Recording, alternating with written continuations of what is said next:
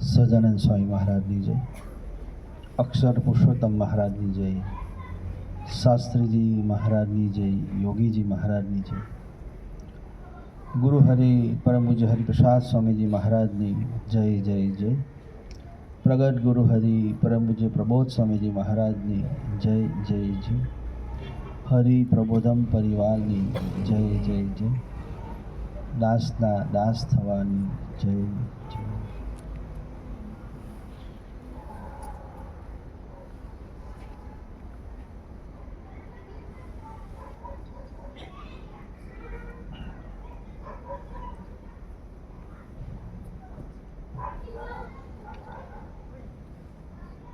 પ્રભુ દર્શન સ્વામીજી આપણને એક જ વાત સમજાવી કે આપણા જીવનની અંદર સત્સંગ શા માટે જરૂરી છે.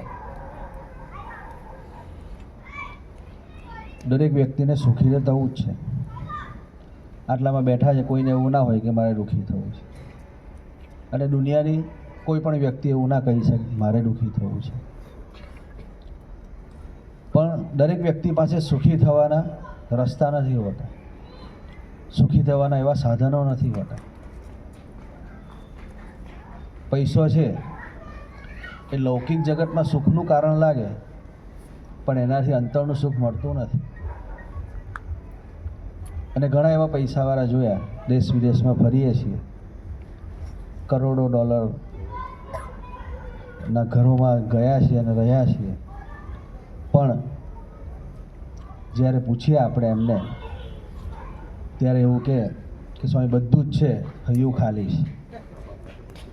હમણાં જ અમે સિંગાપુરથી ઓકલેન્ડ જતા હતા, તો એક ભાઈ અમારી જોડે બેઠા હતા. પછી અમારી થોડી અવર જવર થઈ એટલે 2-5 કલાક પછી એમણે પૂછ્યું કે તમે કયા સંપ્રદાયમાં માનો એમ. એટલે મૂકું અમે સ્વામિનારાયણ સંપ્રદાયના સંતો છીએ. પછી બધી વાત કરી. એ મૂળ કલકત્તાના છે અને એમની પોતાની માઇન્ડ્સ છે બધી, અને કન્સ્ટ્રક્શનનું બહુ મોટું કામ છે. એટલે પછી બધી વાતચીત કરી અમે કે તમે શું કામ કરો, બધું હિન્દીમાં વાત કરતા રહી ભાઈ.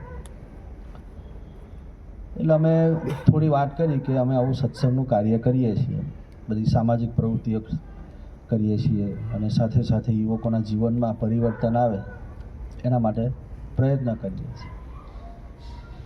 એમ બધી વાત કરતાં કરતાં પછી મેં એક વિડીયો બતાવ્યો, કારણ કે અત્યારે હવે કેવું છે, ફ્લાઇટની અંદર વાઈફાઈની ફેસિલિટી આવી ગઈ. તમે ઇન્ટરનેશનલ સારી ફ્લાઇટો હોય તો એની અંદર વાઈફાઈ ચાલુ હોય, તમે ભલે ઉપર 40,000 ફૂટની ઉપર ફરતા હોય પણ તમારું વાઈફાઈ મળે, કારણ કે હવે બધી ફેસિલિટી થઈ ગઈ. એટલે યુટ્યુબની અંદર મેં એમને વિડીયો બતાવ્યો. તો 2020માં અમારે ગુરુ હરિપ્રસાદ સ્વામીજીએ મોટો યુવા મહોત્સવ કર્યો હતો, 3 દિવસનો, હરિધામ સોખરાની ધરતી ઉપર. અને એની અંદર લાખો યુવકો, 1 લાખ જેટલા યુવકો 3 દિવસ રહ્યા હતા, અને એનો આપણે વિડીયો બતાવ્યો. એટલે વિડીયો જોયો એટલે ભાઈ તો વિચારવા પડી ગયા કે આટલા બધા યુવકોને તમે ભેગા કરી શકો છો. અને ત્યાર પછી એમણે પોતાના જીવનની વાત કરી કે સ્વામીજી બધું જ છે મારી પાસે, ખૂબ પૈસો છે. હું ને મારા વાઈફ 2 જણ આવ્યા છીએ, ન્યૂઝીલેન્ડ ફરવા જઈએ છીએ. દર વર્ષે કંઈક ને કંઈક નવા કન્ટ્રીમાં જઈએ છીએ. પણ સ્વામી કે બધું છે, હૈયું ખાલી છે. ખાલી શું કહ્યું? પૈસો છે પણ હૈયું ખાલી છે. ક્યાંથી ભરવાનું? અંતરની શાંતિ ક્યાંથી મળે? પૈસાથી આવે, મોટા મોટા બંગલાઓમાં રહેવાથી આવે. અમે હમણાં હોંગકોંગ ગયા હતા, હું તો પહેલી વખત ગયો એ દેશમાં. એટલો બધો વૈભવ છે. ત્યાં એક હોટલમાં ગયા હતા, ધ પેનિન્સુલા કરીને. અમારી જોડે એક ન્યૂઝીલેન્ડના ભગત આવ્યા હતા, એની ઈચ્છા હતી કે સ્વામી એકવાર તો આવો, ત્યાં જુઓ એમ. પછી ત્યાં કાઉન્ટર મૂક, આપણે જવું નથી, રહેવું નહીં, પણ કાંઈ આવો તો ખરા. તો એમણે પછી રિસેપ્શન પર પૂછ્યું કે અમારે સ્યુટ રૂમ લેવો હોય, હોટલનો મેઇન રૂમ એમ મોટો, તો એનું ભાડું શું? તો પછી હોંગકોંગ ડોલર પ્રમાણે આપણે ઇન્ડિયન ટ્રાન્સફર કરે છે 25 લાખ રૂપિયા એક દિવસનું ભાડું, એક નાઇટનું કેટલું? 25 લાખ રૂપિયા આપીને તમે એ પલંગ પર સૂવો, પણ સૂતી વખતે તો ઊંઘની ગોળી લેવી પડે. એનો મતલબ શું? સૂતી વખતે તમને ઊંઘની ગોળી લેવી પડે તો એનો મતલબ ખરો? એ 25 લાખ રૂપિયાનો પલંગ પણ તમને સુખ આપી શકે નહીં. તો એ ભાઈએ વાત કરી કે સ્વામી મારી પાસે બધું જ છે પણ હૈયું ખાલી છે. અને પછી એમણે પોતાના જીવનની વાત કરી કે તમે આટલા બધા યુવકોને કેવી રીતે ભેગા કરી શકો છો. પછી એમણે વાત કરી કે સ્વામી આજે હું દુઃખી છું. મેં કહ્યું શું થયું એવું? તો કે મારા 3 દીકરાઓ છે, 2 દીકરા છે ને 1 દીકરી છે. પણ 3 દીકરાઓ પોતાની એવી ઇન્ડિવિજ્યુઅલ લાઈફ જીવે છે, ક્યારે આવે, કોની સાથે ફરે, કોની સાથે રહે છે ક્યાંય ખબર નથી. સ્વામી એમને કહું છું ઘણી વખત કે બેટા આપણા જીવનમાં ઇન્ડિયન કલ્ચર છે તે પ્રમાણે થોડું તો જીવન જીવો, પણ 5 મિનિટ બેસવા માટે પણ તૈયાર નથી. એટલે કે અમે 2 જણા પછી નક્કી કર્યું કે ભલે આપણે હસબન્ડ વાઈફ 2 જણા જીવન જીવી યાર, કારણ કે પરિવાર જેવું જ ના રહ્યું. પોતાએ મૂડી ખરી આખી જિંદગી કે સ્વામી મેં કમાયો, આખી જિંદગી મેં આટલું બધું ભેગું કર્યું, પણ આજે જે મારી સાચી મૂડી હતી મારા દીકરાઓ એ મારી જોડે નથી. રહે છે એક ઘરમાં જ, પણ ક્યારે આવે ને ક્યારે જતા રહે છે અમને ખ્યાલ નથી. દીકરી છે એની રીતે ફર્યા કરે છે બધા છોકરાઓ જોડે. આવું જીવન છે સ્વામી. તો હું કેટલા વખતથી એમને સમજાવવા માટે પ્રયત્ન કરી રહ્યો છું, પણ આજે સમજી નથી શકતા. અને તમે આટલા 1 લાખ યુવકોને આટલા બધા ભેગા કેવી રીતે કરી શકો છો?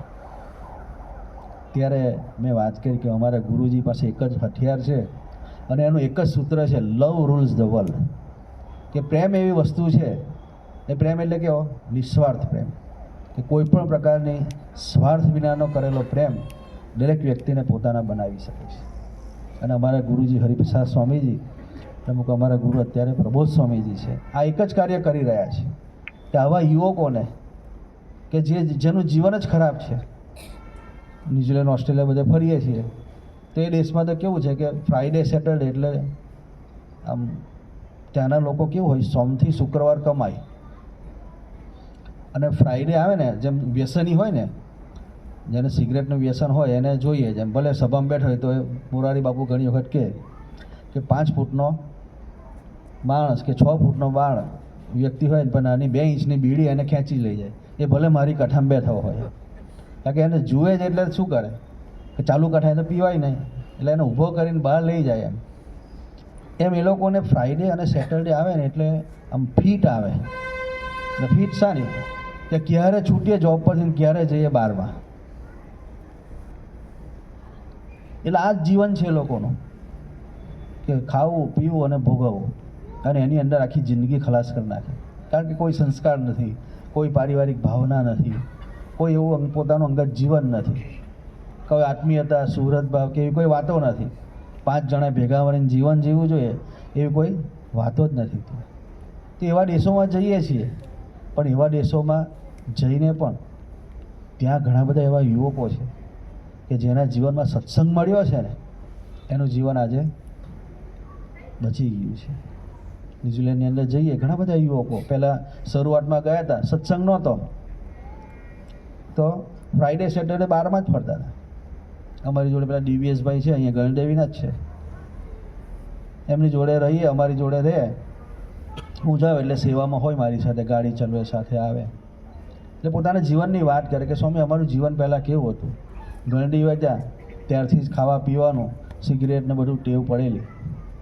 ન્યૂઝીલેન્ડ આવ્યા હતા તો ફ્રીડમ મળી ગયું, ત્યાં તો કોણ પૂછનારું, પપ્પા અહીંયા, મમ્મી અહીંયા, ત્યાં એકલા રહેવાનું, એટલે જોબ કરવાની, કમાવાનું અને ફ્રાઈડે સેટરડે પૂરું કરી દેવાનું. એક બાર એવો નહીં હશે આ ક્વીન સ્ટ્રીટ પર, ત્યાં બધી પબ છે ને બાર છે, તે કે એક જગ્યાએ એવી નહીં કે કોઈ આપણને ઓળખતું ના હોય, બધા જ બારવાળા ઓળખે, કારણ કે પીને ધમાલ કરવાની પછી મૂકવા આવે. આ જીવન હતું અમારું. પણ એક સારો સંગ મળી ગયો. આપણા અમિતભાઈ કરીને એક દીકરો, એ દીકરાનો સંગ મળી ગયો અને એના સંગે કરીને સ્વામી આજે શુદ્ધ અને પવિત્ર જીવન જીવતા અમે થઈ ગયા. તો એને લઈને આજે આખું પરિવાર સત્સંગમાં છે. દીકરાને લઈને આજે આખું પરિવાર સત્સંગમાં છે. તો આવા હજારો યુવકોને સાચી દિશા આ સત્સંગથી બતાવી છે. આવા સ્વામી જેવા પુરુષના યોગથી મળી છે. એમ આપણા જીવનમાં બી કોક એવો સત્સંગ રાખવો. એટલે અમારા ગુરુ કે હરિપ્રસાદ સ્વામી કાયમ કહેતા કે ભગવાન રામને માનો ને તો હનુમાનજી જેવા કોઈક સંત જોઈએ, ભગવાન શિવને માનો તો ગણપતિ જેવા કોઈ સંત જોઈએ, ભગવાન કૃષ્ણને માનો તો સુખદેવજી જેવા કોઈ સંત જોઈએ. એવા કોઈક પ્રગટ સંત મળી જાય તો જીવન ધન્ય થઈ જાય. અને એવા પ્રગટ સંતની ગોળમાં આપણે બધા બેસવું છે. અત્યારે અંધારું છે, આપણને કહેવામાં આવે કે આખા વલસાડની લાઇટ શરૂ કરી દો અને ગામે ઘરો ઘર મોટા ને મોટા હેલોજનો મૂકો, અજવાળું થાય કમલેશભાઈ? પણ સૂર્યનું એક કિરણ પડશે તો આખા વલસાડને પ્રકાશિત કરી દેશે. પણ એ સૂર્યનું મોટું ચિત્ર પાડ્યું હોય, મોટું એકદમ આખા વલસાડ જેટલું, પ્રકાશ આપે? ના આપે. ત્યાં પ્રગટ સૂર્ય જોઈએ. એવી રીતે આપણા જીવનમાં બી પ્રગટ ભોજન હોય ને તો ભૂખ જાય. હમણાં જમ્યા પછી પાઉંભાજી બનાવેલી છે, બધાને જમાડવાના છે, તે કાગળમાં દોડીને આપી દે તો ફોટો, હા આપણે હોટલમાં જઈએ મેનુની અંદર ફોટો હોય ને પાઉંભાજીને એવા આપી દે તો ભૂખ જાય આપણી? ના જાય. ત્યાં પ્રગટ ભોજન જોઈએ. એમ આપણા જીવનમાં બી અંતરથી સુખી થવું હોય ને, જીવનમાં આવા પ્રગટ સંત જોઈએ. એવા સંતોનો યોગ મળી જાય, આપણું જીવન ધન્ય થઈ જાય. બહુ વિશેષ વાતો નથી કરી, કારણ કે ઘણા બધાને ભૂખ લાગી હશે. 9 ને 16 થઈ છે, 2-3 પ્રસંગો કહીને મારી સેવા પૂરી કરો. કે આવા સંતો શું કામ કરે છે? બસ આપણા હૈયાને ઠંડક આપે. આવા સંતો હૈયાને ઠંડક આપે, આપણા સ્વભાવને બદલે. આ સભા એવી છે, સ્વભાવને બદલવાની, જીવનનું પરિવર્તન કરવાનું. આ સમયની વાત કરી, તમે સાવલી તાલુકામાં બી અમારો ફરવાનું હોય, તમે 2009માં મોટો સમયો કરેલો, અરે મંત્ર મહોત્સવમાં 2000માં જ્યારે અમે દીક્ષા લીધેલી, તો અમે ગામે ગામ બધા મોટા બેનર મારેલા. તો એક દરબારને ત્યાં અમે જ્યારે પછી 2015માં સમય હતો ત્યારે અમે એ ઘઉંની સેવા થઈ, બાજુ સાવલીમાં ઘઉં વધારે થઈ બાજુના ગામડાઓમાં, ત્યાં સમય માટે ઘઉંની સેવા માટે નીકળ્યા હતા. તો એક ત્યાં ધરમપુર કરીને ગામ છે, ત્યાંના એક ભગત છે આપણા, એમણે એક રેફરન્સ આપ્યો કે ભાઈ આ ગામમાં જજો અને આ દરબારને મળજો, એ તમને સેવા આપશે ઘઉંની. એ મારી વાત થઈ ગઈ છે. મારું પહેલી વખત એ ગામમાં જવાનું. પછી એક ગલ્લે પૂછ્યું ગામમાં એન્ટર થયા કે ભાઈ આ દરબારનું ઘર કહેતા કે બાપુ જુઓ પેલી હવેલી, એ એમનું ઘર. પછી ગયા હવેલીમાં તો દરબારને મળ્યા. પછી એમણે વાત કરી, બહુ સરસ વાત કરી કે સ્વામીજી આજથી 15 વર્ષ પહેલાં તમારો હરિધામમાં સમય હતો અને અમારું જીવન પહેલાં કેવું હતું કે ઘરમાં બધા જ દારૂ પીવાનું, માંસ મટન ખાવાનું, બધા ભેગા જ, દીકરા દીકરી ઘરવાળાને બધા જ. કારણ કે જીવન જ એવું ને, પહેલેથી અમને કોઈ એવું ખબર જ નહોતી કે ભાઈ સારું ખાવું જોઈએ. શાકભાજી ખાધું જ નથી સ્વામી, આ ચોખ્ખી વાત કહી દઉં તમને. નોનવેજ જ અમારું જીવન હતું. અને ખાવું પીવું એમ કે સવારે ઉઠવું એટલે પહેલો કોળિયો દારૂ ન હોય અને સૂતી વખતે બી જ હોય, એમ આ જ જીવન હતું. એટલે કે સમયમાં બોર્ડ માર્યું તો ચાલો આપણે જોઈએ સ્વામિનારાયણ સમયમાં જઈએ તો ખરા કેવું હોય એમ. એટલે કે પેલી ખાટરની થેલી, પહેલાં ખબર ખાટરની થેલી બનાવતા ગામડાઓમાં યુરિયાની, તો એ થેલીમાં 2 જોડી કપડાં અને 2 બોટલ દારૂની, કારણ કે એ તો જોઈએ જ સવાર થાય એટલે લઈને ગયો. તો કે પહેલે દિવસે તો ગયો, રાત્રે પહોંચ્યો એટલે પછી રાત્રે સૂઈને થોડું લઈને સૂઈ ગયો. પછી બીજા દિવસે બી હવે ઉઠીને પાછું લેવાની ટેવ, એટલે સ્વામી લીધું. પછી સભામાં ગયો ને તો મજા આવી ગઈ. એ સમય કે તમારા બધા સંતો બી આવ્યા હતા, બીજા આપણે જૈનચંદ્ર વિજયજી મહારાજને બધા આવ્યા હતા એ સમયે. તો કે એ બધા સંતોના પ્રવચનો સાંભળ્યા. પછી હું જોતો હતો કે કેટલા જણા આમાં ડ્રિંક્સ કરે છે, સિગરેટ પીવે છે, ફાકી માવો ખાય છે. તો કે સ્વામી જોયા કર્યું ને તો સાલું કોઈના જીવનમાં વ્યસન જ ના મળે. તો મને થયા કરે કે આ બધા નિર્વ્યસની અને હું એકલો વ્યસનવાળો. એટલે એક દિવસ તો મારો એવી રીતે ગયો. પછી રાત્રે પછી ના રહેવાય એટલે ફરી પાછું લીધું. એટલે 1 બોટલ મેં પૂરી કરી અને 1 બોટલ બાકી હતી. બીજે દિવસે ફરી પાછો સભામાં આવ્યો અને સભાની અંદર હું વિચારું કે સાલું આ બધા જો નિર્વ્યસની જીવન જીવે છે ને બધાની વચ્ચે હું આવો. અને તે અંતરથી એક સંકલ્પ કર્યો કે સ્વામીજી, હે ગુરુજી, આમ મને તો કહું સ્વામીનું નામે ખબર નહીં એમ કે તમારા, કે હે ગુરુજી આ બધાની વચ્ચે હું કહેવો પામર છું એમ કે, ને મને આવી વ્યસનની ટેવ છે, નીકળી જાય એવું કરી આપો હવે.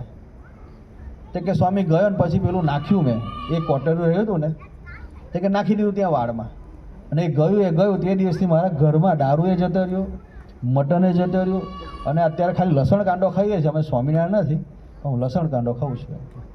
તો કે સ્વામી આ બધું ગયું, અને એ બધું ગયું ને તો આજે હવેલી છે. શું કહ્યું? એ ગયા પછી આજે આ હવેલી છે, નહીં તો ઝૂંપડા જેવામાં જ રહેતા હતા. આ સમયનું ફળ છે કે હજારો યુવાનોને આ સાચી દિશા આપી દેશે. અમે પાદરા સમયની વાત કરીને તો સુરતમાં આપણા એક ભગત હતા, એ પોતે સત્સંગ કરે, ઘરવાળા નહીં, એને ગમે નહીં સત્સંગ કરે, તો કે પેલા સત્સંગમાં જાય ને તો આવા ડ્રેસમાં પહેરીને ડ્રેસમાં કાણા પાડી દે, એમનો બેજ હોય ને તો આવા અમરીશ થઈ લાય ભગત, તો બેજ હંટાડી દે, ખિસ્સામાં પેલું સ્વામીની મૂર્તિ હોય તો એ કાઢી નાખે, ઘરમાં મૂર્તિ હોય, કેલેન્ડર હોય તો એને ફેરવી નાખે, આવું બધું ધમાલ કર્યા કરે. કેટલા વર્ષો સુધી બે વચ્ચે આવું ચાલે. પેલો સત્સંગ કરે એ ગમે નહીં, અને પેલા ભાઈ સત્સંગમાં એને ગમે, સત્સંગમાં જાય વિના ગમે નહીં, એટલે નાનો મોટો ઝઘડો ચાલ્યા કરતો. પણ એમના એક બેનપણી હતા, એ આપણા ધીમે ધીમે સત્સંગમાં આવતા થયા, એ સભા ભરતા થયા. પછી એણે કહ્યું કે ચાલને આપણે સમયામાં જઈએ પાદરા.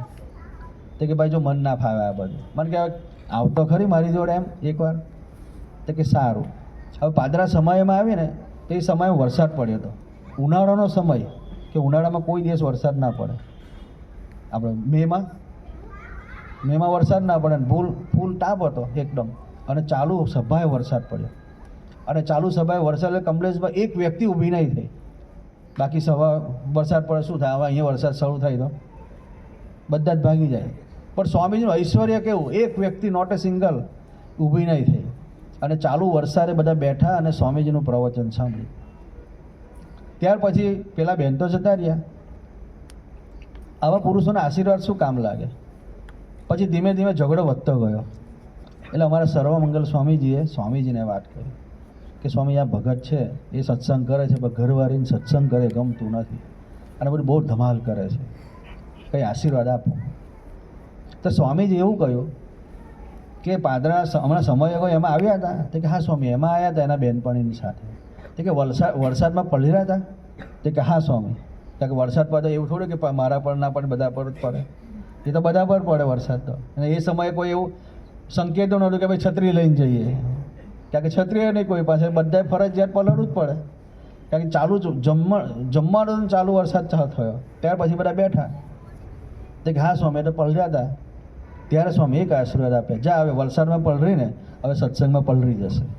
અત્યારે એ બેન પેલા ભાઈ કરતાં સવાયો સત્સંગ કરે છે, એ ભાઈ કરતાં સવાયો સત્સંગ કરે છે, અને બીજા એને કાર્યકર્તા તરીકેની સેવા ભક્તિ કરે છે. આ સત્સંગનું ફળ, આ સમયનું ફળ છે. એ આવા પુરુષોના આશીર્વાદનું ફળ છે. પણ આવા પુરુષ કેમ ભગવાને રાખેલા પુરુષો છે. આપણે જેવા જ દેખાય, ખાય આપણી જેમ, ચાલે આપણી જેમ, પીવે આપણી જેમ, બધું જ આપણી જેમ ક્રિયાઓ કરે, પણ એમાં ભગવાન છે. આપણામાં હજુ ભગવાનને બેસાડવાના છે. હૈયાને ચોખ્ખું કરવાનું, ચોખ્ખો કરવાનો અવસર એટલે આ સત્સંગ સભા છે. હૈયું ક્યાં ચોખ્ખું થાય? ઝાડુ મારીએ અહીંયા આખી જિંદગી તો થાય, ડેટોલ મારીએ અને સાફ કરીએ તો એનાથી નથી થતું, એ તો સત્સંગથી થાય. અને આ એટલે સ્વામીજી કે આ સત્સંગ સભા છે, અંતરની સાફ સુફી છે. આપણું હૈયું ક્યારે સાફ થાય? આવા પુરુષોના આશીર્વાદથી સાફ થાય. છેલ્લો એક પ્રસંગ કહીને મારી સેવા પૂરી કરું કે આજે તમે કહો ને કે 27મી ડિસેમ્બર અમારો દીક્ષા દિન. અમે જ્યારે સાધુ થવાના હતા ત્યારે 6 મહિના પહેલાં અમે આવા કપડામાં હરિધામમાં રહ્યા હતા. હવે ઘરે રહ્યા હોય એટલે બધી ફ્રીડમ હોય. જ્યારે હોટલમાં ખાવા જવું હોય ત્યારે કિક મારીએ બાઇકને, નીકળી પડીએ. યુવાની હોય તો કે ચાલો બધા મિત્રો કે ભાઈ નવું પિક્ચર પડ્યું છે, જવું છે, તો ભેગા મળીને રાત્રે પછી પિક્ચર જોવા જતા રહેતા. એટલે પોતાની રીતે સ્વતંત્ર જીવન હતું. જ્યારે ખાવું પીવું ફરવું બધું આપણી રીતે. પછી એવો ખોટો સત્સંગ પહેલેથી એટલે ખોટી રીતે પૈસા નહોતા બગાડતા, પણ આમ આવી રીતે આવા શોખ એમ હોટલમાં જઈને ખાવાનું મર્યાદામાં આપણું, એમ કે લસણ કાંદા વગરનું કે જે બધું એમ. પિક્ચર જોવાના પણ સારા પિક્ચર જોવાના, એટલે ટેવ એવી બધી, એટલે ફ્રીડમ હતું. પણ જેવા મંદિરમાં ગયા એટલે 4 દિવાળી વચ્ચે આવી ગયા. એટલે ત્યાં તો પછી સ્વામીજી આજ્ઞા કરી પહેલે દિવસે કે હવે મંદિરની બહાર પગ મૂકવો હોય તો કોઠારી સ્વામીને પૂછીને જવા વિના જવાનું નહીં. એટલે બંધન આવી ગયું, અને બંધન આવે તમારી આ ઇન્દ્રિયોને આમ એક રૂમમાં પૂરી રાખો તો શું થાય? હિમાલયમાં હોય તો ત્યાં માયા ખરી? બે જ વસ્તુ, હું અને મારા ભગવાન. પછી ત્યાંથી અહીંયા આવે પછી ખબર પડે કે ભાઈ વલસાડ કેવું છે. અહીંયા આ બાજુ આમનું બોર્ડ જોવાનું મન થાય, આમ બોર્ડ જોવાનું મન થાય, પેલી બાજુ બોર્ડ જોવાનું મન થાય. હે, ઇન્દ્રિયો પછી ચારે બાજુ વિફરે એમ. તો ચાર દિવાલની વચ્ચે પ્રવાહ બંધ થયો ઇન્દ્રિયોનો, એટલે અંતરમાં પજવે. એટલા બધા વિચારો આવે કે ક્યાં અહીંયા આવી ગયા, ક્યાં સાધુ થવાના વિચારો કર્યા. એમ કરતાં કરતાં એટલા બધા વિચારો પજવવા માંડ્યા. અહીંયા હૈયામાં સુનકાર. એક બાજુ સેવા કરીએ, ભજન કરીએ, પણ અંદર બરે ગમે નહીં અંદર કે સાલું બહુ ખોટું સ્ટેપ લેવાઈ ગયું જીવનનો. આવા બધા વિચારો આવે. એમ કરતાં કરતાં કરતાં દિવસો નજીક આવવા માંડ્યા. 27મી ડિસેમ્બર એટલે પહેલે દિવસ, આગલે દિવસે પછી 27મી તારીખે અમારું મુંડન થાય ને વ્હાઈટ કપડાં પહેરાવે. એમના ભગવા કપડાં પહેરતા, વ્હાઈટ કપડાં. એ મુંડન વખતે બી આ જ વિચારમાં કે સાલું નહીં રહેવાય તો શું થશે. હૈયામાં બળતરા થયા કરે, એટલી બધી બળતરા થાય, કોઈ આનંદ નહીં, કોઈ એવો ઉદ્વેગ એટલો બધો આવે, કોઈ ચેન ના પડે એમ. પછી દીક્ષા લેવા ગયા અમે. તમે જે 20 સંતો હતા ને એમાં મને સ્વામીજી કહ્યું તારે લીડર તરીકે સેવા કરવાની ગ્રુપના. હવે 20 સંતો બનાવે કે તારે બધાનો, એટલે કંઈ પણ મેસેજ હોય તો સ્વામીજી મને આપે, પછી મારે બધા સંતોને આપવાનો એમ. એટલે એવી સેવા હોય. તો પહેલી દીક્ષા મને આપી સ્વામીજી. આવા પુરુષો શું કામ કરે છે એની વાત કરું છું.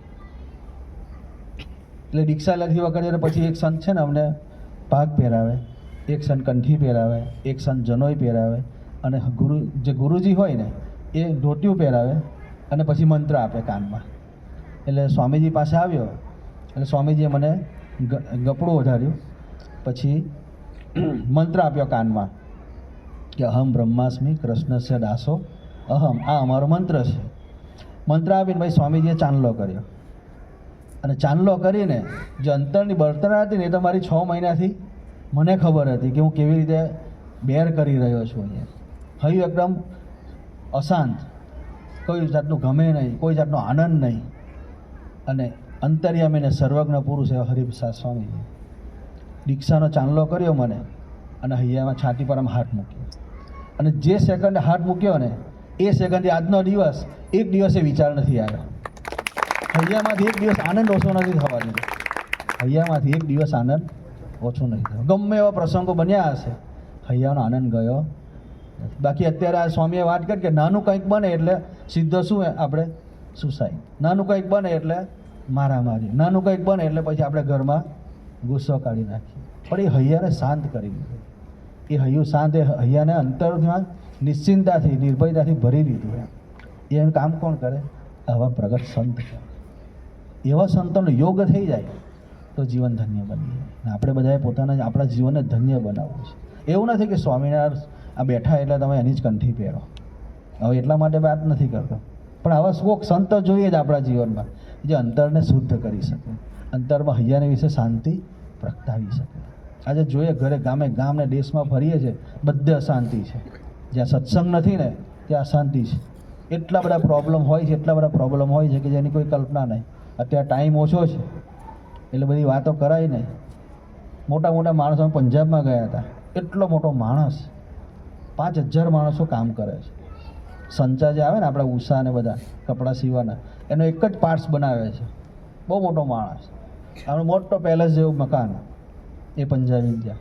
15 ગાડીઓ હતી, બધી જ કંપનીની, કોઈ બાકી નહીં. ઓડીથી માંડીને મર્સિડીઝથી માંડી બધી જ ગાડીઓ. એટલો મોટો માણસ. સ્વામીજીએ વાત કરી, રડી પડ્યા અમારી આગળ છેલ્લી વાત કરીને કે સ્વામીજી બધું જ છે, મેરે પાસ સબ કુછ है, कोई कमी नहीं है, लेकिन जीवन में अशांति है, क्या करूँ. બધું જ છે માણસ પાસે, રડે છે. પછી બધી વાતો કરી કે સ્વામી દીકરી છે ચંડીગઢ યુનિવર્સિટીમાં ભણે છે, અહીંના એક ગુંડા જેવા માણસ સાથે એને પ્રેમ થઈ ગયો છે. અને મેં એને કહ્યું કે આપણા કરતાં વધારે વિશેષ પૈસાવાળા જોડે તને પરણાવીશ, પણ હવે એની જોડે જ જવું છે, શું કરું બોલો. છે કોઈ એનો રસ્તો? 2 દીકરાઓ છે, બંને પાસે પોતાના બિઝનેસ છે, પણ આજે બંને દીકરાઓ ક્યારે એકબીજાને ગોળી મારી દેશે ને એનો પ્રશ્ન છે મને. આટલા વર્ષોથી ભેગા રહે છે, એકબીજા સામે જોવા તૈયાર નથી, એકબીજા સાથે બોલવા તૈયાર નથી. અને અત્યારે તો એક કક્ષા આવી ગયા છે કે એકબીજાને હવે ગન મારવાની જ બાકી છે. શું કરું સ્વામીજી બોલો? બધું જ છે માણસ પાસે, પણ રસ્તો ખરો આનો કોઈ નથી. ત્યાં સત્સંગ જોઈએ, ત્યાં આવા ગુરુ જેવા સંત જોઈએ કે જે નિરંતર આપણા હૈયામાં શાંતિ આપે, નિરંતર આપણા પરિવારમાં શાંતિ આપે, નિરંતર આપણા પરિવારને આત્મીયતાથી જોડી રાખે.